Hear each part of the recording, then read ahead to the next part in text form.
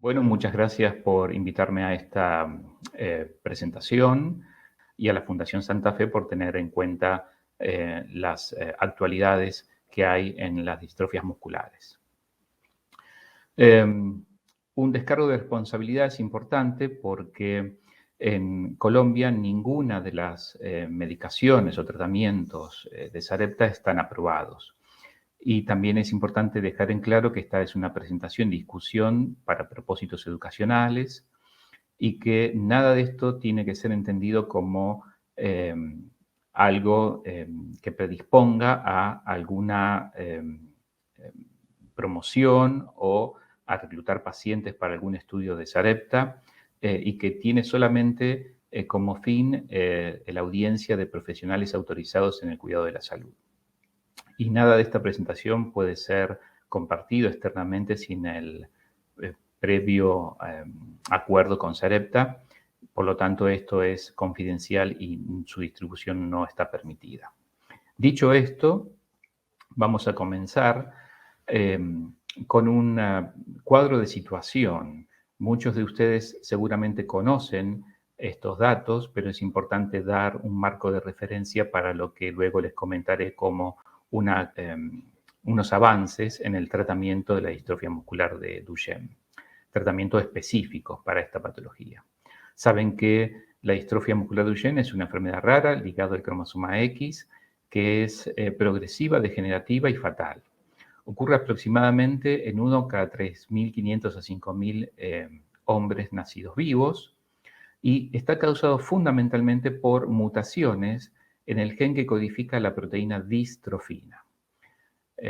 Esta proteína, y por supuesto su gen que la codifica, es uno de los más largos conocidos en el genoma humano, solamente superado por la proteína titina, que también se encuentra en las células musculares. La distrofina juega un papel fundamental en la contracción de la fibra muscular porque actúa como un amortiguador para que no se dañe la fibra muscular. Y por lo tanto, las mutaciones en el gen de la distrofina van a llevar a la producción de una distrofina parcialmente funcional o incluso ausencia de distrofina, que es lo característico de la enfermedad de Duchenne.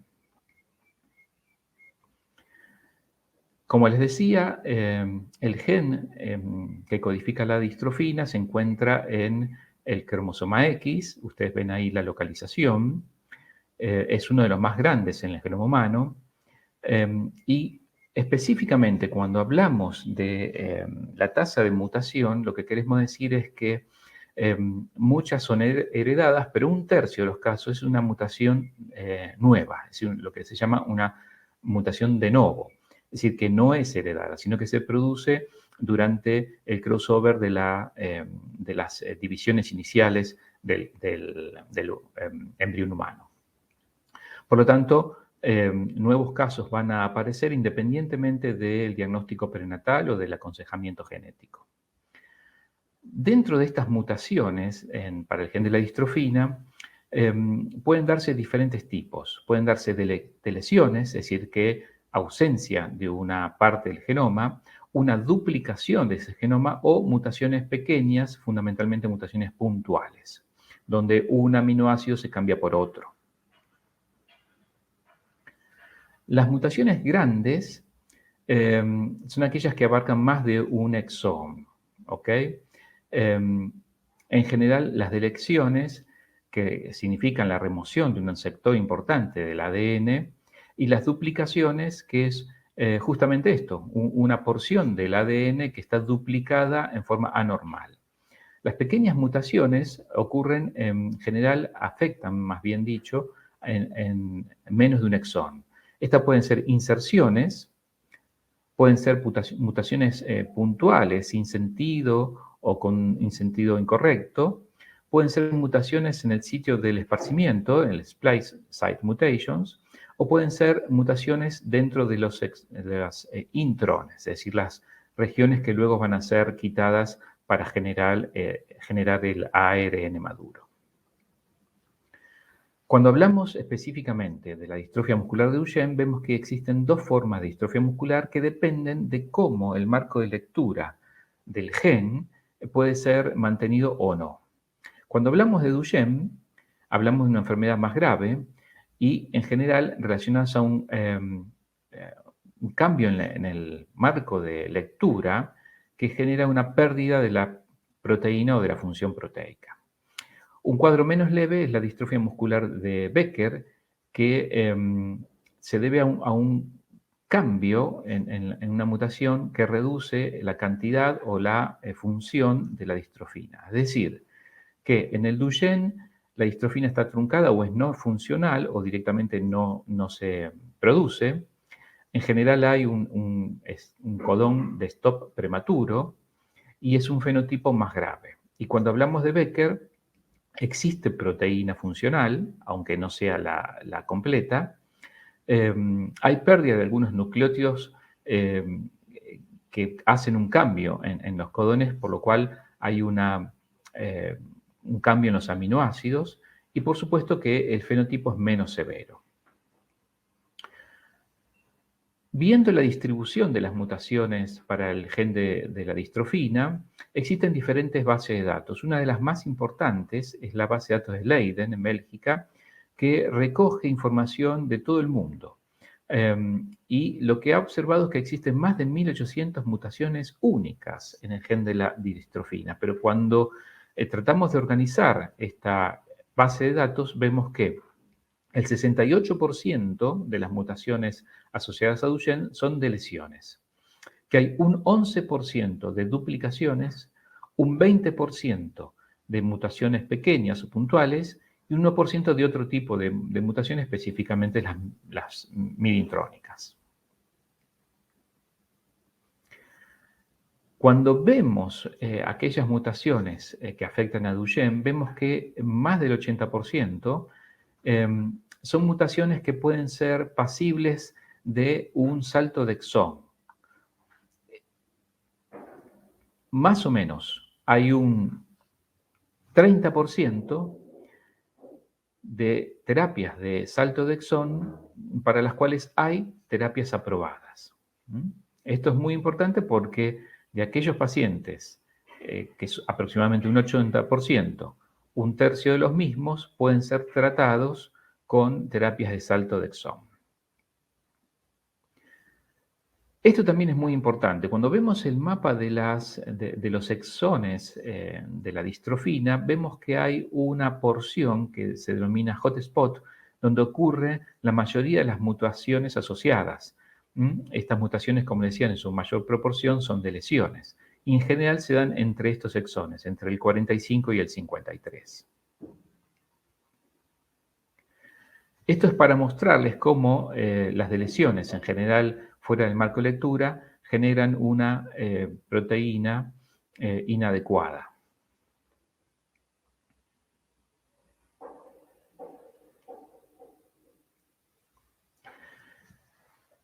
Justamente para tratar de salvar esta situación es que se han desarrollado algunas terapias basadas en oligonucleótidos antisentidos, tratando de generar ese salto de exón, que ahora en breve vamos a ver de qué se trata.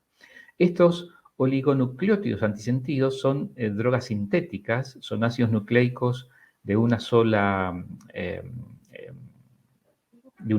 rama y que se unen específicamente al ARN premaduro. Cada oligonucleótido antisentido tiene una secuencia única que la hace adaptarse a su blanco específico. Hay modificaciones en la molécula base de los oligonucleótidos antisentidos que han mejorado su entrega a los tejidos, su estabilidad y también su toxicidad. Específicamente, hay un tipo de antinucleósidos antisentidos que llamamos morfolinos, o, para ser más exactos, oligómeros de morfolinos fosforidiamidatos, que se unen al ARN premensajero, causando el exon skipping. Estos morfolinos, como los denominamos comúnmente, se unen a partir de un anillo de 6 carbonos, perdón, de 6 átomos, que reemplaza a la molécula de ribosa habitual de los ácidos ribonucleicos. Lo podemos ver un poquito mejor aquí, donde vemos la estructura a la derecha de la pantalla del ARN natural y la estructura del morfolino, donde lo que se reemplaza es la base, una base pentosa por una base morfolino, y la unión, que en el ARN es una unión fosfodiéster, en los morfolinos es un enlace fósforo-diamidato que tiene la ventaja de reemplazar la carga negativa del fosfodiéster por una carga neutra, lo cual le da mayor estabilidad, le da menor unión a proteínas plasmáticas y mejora su perfil de seguridad específicamente en su toxicidad renal.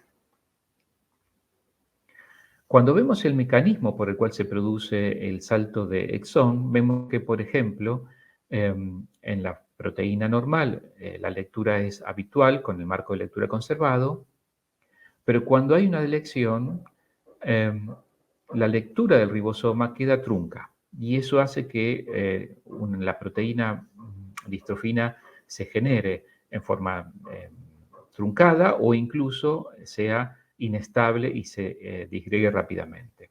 Cuando uno utiliza una molécula para hacer el salto de exón, lo que hace es cubrir el lugar donde no se produce la unión adecuada. Esto hace que el ARN maduro carezca de ese exón, pero pueda generar una proteína, si bien es más pequeña, contiene menos aminoácidos, es una distrofina funcional. La plataforma de Sarepta para generar estos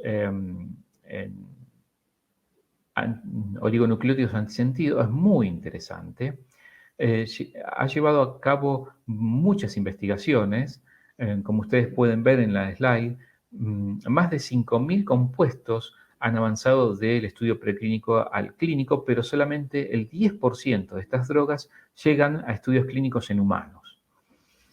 Y de estos aproximadamente 100 oligonucleótidos antisentido han sido desarrollados en forma preclínica, pero solo 5 han recibido una aprobación regulatoria para ser utilizado en la práctica habitual.